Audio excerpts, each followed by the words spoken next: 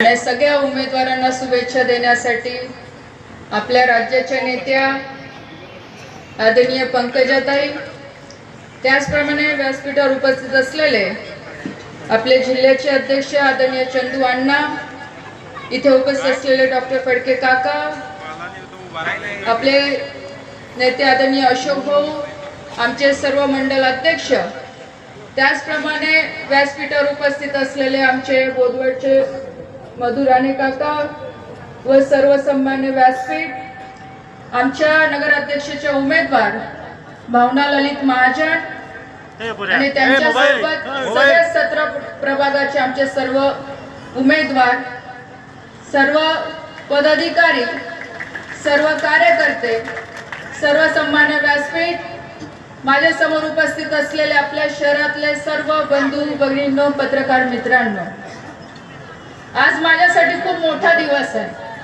कारण की आज पंकजाताई माझ्यासाठी आलेल्या आहे. आणि आपल्याला सगळ्यांना माहित आहे की मुक्ताई नगरशी मुंडेंचं नातं हे आजचं नाहीये, ते फार पूर्वीचं नातं आहे. आणि जेव्हा मुंडे साहेब होते, त्यांच्यासोबत खडसे साहेब होते, तेव्हा ह्या मुक्ताई नगर मध्ये भारतीय जनता पार्टीचा प्रवास त्या दोघांनी सोबत ह्या राज्यामध्ये केलेला आहे. आणि त्याच पद्धतीने पंकजाताई असतील, प्रीतमताई असतील, ह्या दोघींनी सुद्धा मला एक छोट्या बहिणीसारखं नेहमी त्यांनी वागवलं आहे, नेहमी मला साथ दिली आहे. आणि ज्या वेळेस मी इथे निर्णय घेतला की ह्या वेळेस नगर परिषद मी स्वतः आणि सगळे पदाधिकारी कार्यकर्ते मिळून आम्ही भारतीय जनता पार्टीचं सर्व पॅनल इथे उभं करू, त्यावेळेस ताईने मला सांगितलं की मी येईल तुझ्या सभेसाठी. आणि आज त्या आल्या, त्यांनी त्यांचा शब्द पूर्ण केला. मला आज ह्या गोष्टीचा अभिमान आहे की ह्या आई मुक्ताईच्या भूमीमध्ये आपल्या सगळ्यांशी बोलण्यासाठी ते आज इथे उपस्थित आहे. त्या मुंडे साहेबांबद्दल आपल्या सगळ्यांना माहित आहे, आपण सगळे मुंडे साहेबांचे कार्यकर्ते आहोत. इथे बसलेले कितीतरी लोक आहेत, डॉक्टर फडके काका असतील, इथे अशोक भाऊ आहे, असे अनेक कार्यकर्त्यांचे नाव आपण घेऊ शकतो की त्या काळामध्ये त्यांनी मुंडे साहेबांसोबत काम केलेलं आहे. आणि ह्या वेळेस मला आदरणीय देवेंद्रजी आणि आदरणीय गिरीश भाऊंचं पण मी धन्यवाद देईन की त्यांनी माझ्यावर विश्वास ठेवून ह्यावेळेस ही मला संधी दिली की ह्यावेळेस तू लीड घे, नगरपंचायतचं इलेक्शन लढ. आणि हे इलेक्शन माझ्यासाठी नाहीये, मी गेल्या अनेक दिवसापासून सगळ्यांना हेच सांगते की हे इलेक्शन माझ्यासाठी नाहीये. या इलेक्शन मध्ये ना माझं घरचं कोणी उभं आहे ना मी उभी आहे. हे इलेक्शन तुमच्यासाठी आहे, हे इलेक्शन जनतेसाठी आहे, हे इलेक्शन कार्यकर्त्यांसाठी आहे, हे इलेक्शन पदाधिकाऱ्यांसाठी आहे. त्याच्यासाठी मी आज हा निर्णय घेतलेला आहे. इथे मध्ये काही काळापूर्वी चर्चा सुरू झाली की इथे भारतीय जनता पार्टी संपली आहे. नक्कीच काही काळ आमचा पण खराब गेला, कारण की मागच्या वेळेस नगर परिषद, ग्रामपंचायत नगर जेव्हा पहिल्यांदा नगर परिषद इथे झाली तेव्हा भारतीय जनता पार्टीच्या आपल्या नगराध्यक्ष निवडून आल्या, आणि त्या पण आज ह्या व्यासपीठावर आहे. आदरणीय नजमाताई या मुक्ताई नगरच्या पहिल्या नगराध्यक्ष झाल्या. आणि त्याच्यानंतरचा जो काही काळ होता ते आपल्याला सगळ्यांना त्याच्याबद्दल माहित आहे. आणि त्यानंतर जे काही इथे मुक्ताई नगर शहरामध्ये घडलं आपल्या सगळ्यांना माहित आहे. आणि मला याचं वाईट वाटतं की आज मी केंद्रीय मंत्री आहे आपल्या सगळ्यांच्या आशीर्वादाने, तिसऱ्यांदा मी खासदार आहे आपल्या सगळ्यांच्या आशीर्वादाने. मी कधी माझ्या इलेक्शनला पण आपल्या समोर आली नाही, कारण की मला पूर्ण विश्वास होता की तुम्ही लोक मला मतदान करणार आणि तुम्ही केलं. आणि जवळपास 50 ते 60 हजाराच्या फरकाने तुम्ही तिघही इलेक्शन मध्ये मला निवडून दिलेला आहे. तुमचा जो विश्वास आहे त्या विश्वासाला मी पात्र ठरले पाहिजे, म्हणून मी ह्यावेळेस निर्णय घेतला की ह्या शहराचा, ह्या तालुक्याचा जो विकास करायचा असेल तर इथे आपल्याला सर्वसामान्य जनतेमध्ये जावं लागेल, त्यांच्या समस्या आपल्याला समजून घ्यावे लागतील. आणि जे शहरामध्ये जे दहशतीचं वातावरण चालू आहे किंवा ज्या मुली आज, महिला आज असुरक्षित इथे त्यांना जे वाटतं आहे त्यांच्यासाठी आज आपण उभं राहिलं पाहिजे. कारण की मी पण ह्या शहराची एक रहिवासी आहे, हा तालुका माझा आहे, इथले लोक माझे आहे, म्हणून मी आज तुमच्या सगळ्यांच्या समोर आहे. मी माझ्या सगळ्या माता भगिनींना सांगेल सगळ्या लोकांना इथे मी सांगेल की हे शहर आई मुक्ताईचं शहर आहे.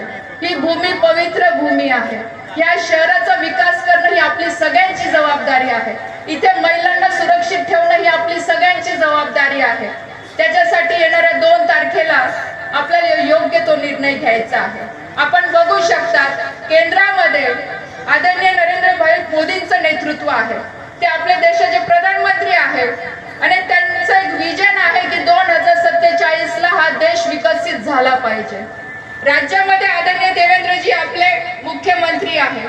त्यांचं विजन आहे की आपला महाराष्ट्र 2047 पर्यंत विकसित झाला पाहिजे. मला आपल्याला विनंती करायची आहे, मी जास्त काही बोलणार नाही. इथे विरोधकांनी बऱ्याच टीका माझ्यावरही केल्या आणि याच्या आधी घराणेशाही बद्दल ते खूप बोलले, पण आज ती वेळ त्यांच्यावर पण आलेली आहे. आम्ही नक्कीच आमच्या मागे घराणेशाही होती. आम्ही नक्कीच आमच्या परिस्थितीमुळे राजकारणात आलो. आज पंकजाताई असेल, मी असेल, पण याचा अर्थ असा नाहीये की आम्ही घराणेशाहीमुळे आलेलो आहोत, पण आम्ही लोकांच्या जनतेच्या सेवेसाठी आम्ही आलेलो आहोत, ना की आम्ही फक्त पद घेऊन बसलेलो आहोत. आज तिसऱ्यांदा जर तुम्ही निवडून दिलेला आहे तर मी पण तेवढी मेहनत इथे केलेली आहे. याचा अर्थ असा नाहीये की आमच्या मागे आमच्या वडिलांचं नाव होतं म्हणून फक्त आम्ही नाव लावलं आणि निवडून आलो आणि फक्त घरी बसलो. आम्ही लोकांपर्यंत पोहोचलो, तेवढा संघर्षही आम्ही केला. माझंही कुठे राजकारणाशी काही घेणं देणं नव्हतं. स्वर्गीय निखिल भाऊ आपल्यात निघून गेले, त्यावेळेस ती परिस्थिती माझ्यावर आली. मला आपल्या समोर यावं लागलं आणि मी आली आणि तुम्ही सगळ्यांनी मला आशीर्वाद दिले आणि त्या आशीर्वादामुळे मी आज तुमच्या समोर आहे. तुमच्यासाठी मी काम पण करते, कारण की ती माझी जबाबदारी आहे. मी फक्त पद घेऊन मी घरात नाही बसली. पण तुम्ही जेवढ्या छाती ठोक जे लोकांना सांगत होते ना की माझ्या घरातनं कोणी राजकारण करणार नाही, मग आज तुम्ही काय केलं? काय केलं तुम्ही पण तर तेच केलं. तुमच्याकडे तर एवढे सक्षम उमेदवार होता असं आम्ही ऐकायचो, मग कुठे गेले तर तुमचे सक्षम उमेदवार? का नाही त्यांना संधी दिली? मी तरी आज सांगते की ही निवडणूक मी माझ्यासाठी नाही तर माझ्या कार्यकर्त्यांसाठी लढते आहे. मी लोकांसाठी लढते आहे. आज तर तुम्ही ते पण नाही केलं.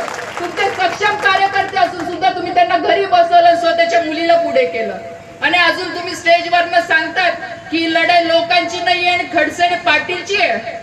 अरे लोकांसाठी काम करा. लोकांनी तुम्हाला निवडून दिलेलं आहे. लोकांमध्ये जाऊन काम करा, ना की इथे दादागिरी तुमची इथे नका चालू. इथे महिलांना परेशान करायसाठी तुम्हाला लोकांनी नाही निवडून दिलेलं आहे. इथे जनतेने तुम्हाला काम करायसाठी निवडून दिलेलं आहे. तुम्हाला कॉम्पिटिशन करायची ना आमच्या सोबत, तर कामांची करा. जर मी 15 कोटीचे काम केले असतील, तुम्ही 100चे करा. जर मी 100चे केलेले असतील तर 200चे करा. पण फक्त व्यक्तिगत वादामुळे जर तुम्ही जनतेला वेठीस धरत असाल तर मी पण शांत बसणार नाही आणि त्यासाठीच मी आज तुमच्या समोर उभी आहे. नाही तर मी याच्या आधी तुम्ही बघितलं असेल, मी कधी एवढं सक्रियपणे मी राजकारणात कधी भाग घेतला नाही. कोणत्या निवडणुकामध्ये मी सक्रिय झाली नाही. माझं लोकसभेचं इलेक्शन आहे तर तुम्हीच लोक मला एवढं डोक्यावर घेऊन घेतात की मला गरज नसते की मी प्रत्येक ठिकाणी मी जाऊ, कारण की तुम्ही सगळे माझ्या पाठीशी राहतात. पण ह्या वेळेस मला ती गरज वाटली म्हणून मी हा निर्णय घेतला. ज्याला जे काही अर्थ लावायचं ते लावू द्या, ज्याला जे काही बोलायचं ते बोलू द्या, पण हे निवडणूक फक्त आपल्यासाठी मी लढते आणि कार्यकर्त्यांसाठी लढते. एवढंच मी आपल्याला सांगेन. एक आता काल की परवा मी असंच मोबाईल बघत होती, तर एक शेर मला तिथे एक चांगला दिसला आणि मला वाटलं सेम परिस्थिती आमची सुद्धा आहे आणि ते शेर मी तुम्हाला सांगते. मी कधी शेर बोलत नाही, पण ते वाचल्यावर मला वाटलं की हे नक्कीच आपण लोकांना सांगितलं. कुछ देर एक खामोशी है, कुछ देर एक खामोशी है, फिर शोर आएगा, तुम्हारा सिर्फ वक्त